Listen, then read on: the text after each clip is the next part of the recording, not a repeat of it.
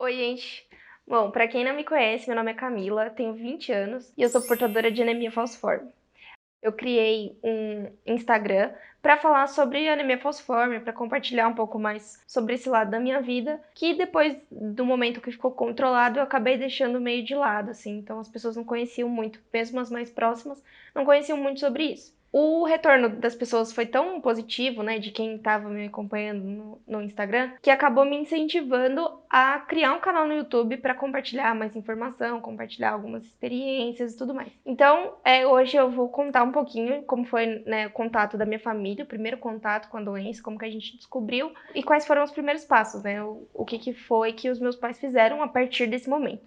Até então, ninguém da minha família tinha ouvido falar, né, em anemia falciforme, em doença falciforme, que apesar de ser a doença mais comum do Brasil, é pouquíssimo falada, né, doença hereditária mais comum do Brasil. Então, minha família nunca tinha tido nenhum tipo de contato, até que um dia meu pai foi numa empresa doar sangue, e lá nessa empresa eles falaram, olha, você tem um traço de uma doença que te impossibilita de doar sangue e tudo mais. E aí, nessa época, minha mãe já estava grávida, então a gente acabou a gente não, né? Eu não tinha nascido ainda.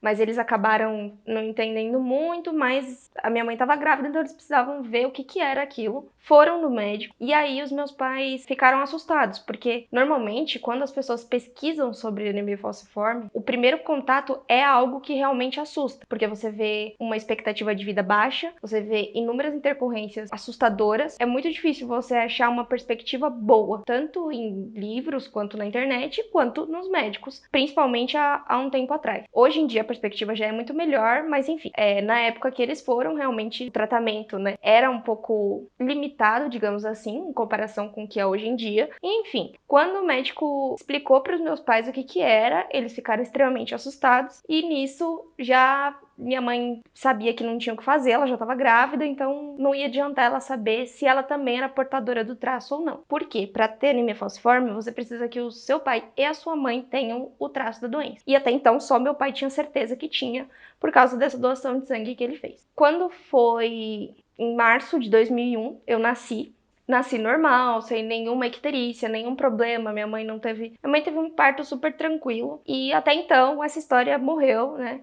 Eles foram para casa, todo mundo feliz. Mas quando eu tinha 6 meses, eu tive a minha primeira crise da anemia falciforme. Normalmente os episódios de crise eles estão todos iguais porque é a característica da doença, né? Que a gente chama de vasoclusão. Então, como as nossas células elas são em formato de foice, uma célula acaba grudando na outra, né? Fazendo ali um aglomerado e entope alguns vasos sanguíneos, não passa sangue naquela região e é como se aquela região estivesse infartando.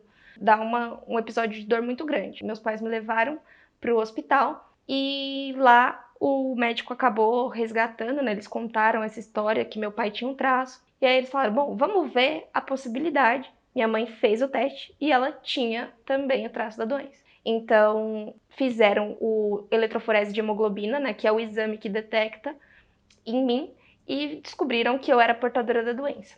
Eu não descobri no exame do pezinho porque naquela época, né, em março de 2001, ainda não saía no exame do pezinho. Hoje em dia já sai, então assim que fazem o exame do pezinho já é mostrado se a criança tem anemia falciforme ou não. A partir disso a gente começou o tratamento, né, acompanhamento com o hematologista, os remédios, enfim, tudo que eu pretendo compartilhar aqui com vocês, né. O meu principal objetivo, na verdade, é realmente mostrar conteúdo, informação, mas principalmente mostrar um outro lado que não é tão fácil de se ver quando se pesquisa sobre doença falciforme, né? Que é um lado, assim, esperançoso, digamos assim, da coisa. Então, é óbvio, se você foi diagnosticado ou se você conhece alguém que tem, você não pode subestimar. Essa é uma doença séria, é algo que precisa de tratamento, de acompanhamento, mas isso não significa que você não vá ter uma vida saudável, digamos assim. Você vai se cuidar, você vai fazer o tratamento e você vai poder viver as coisas que outras pessoas que não são portadoras da doença também vivem, né?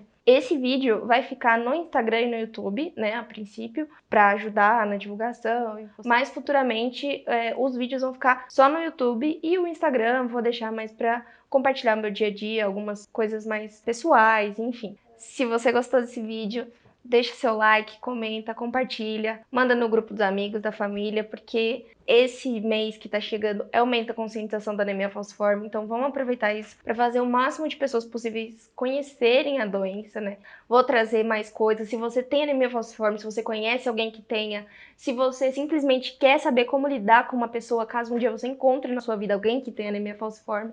E é isso. Até o próximo vídeo.